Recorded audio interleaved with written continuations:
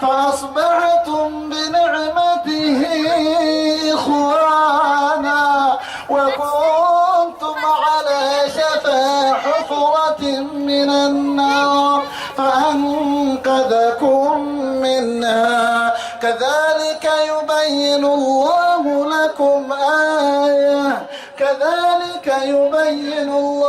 لكم آياته لعلكم تهتدون ولتكن منكم أمة يدعون إلى الخير ويأمرون بالمعروف وينهون عن المنكر وأولئك هم المفلحون.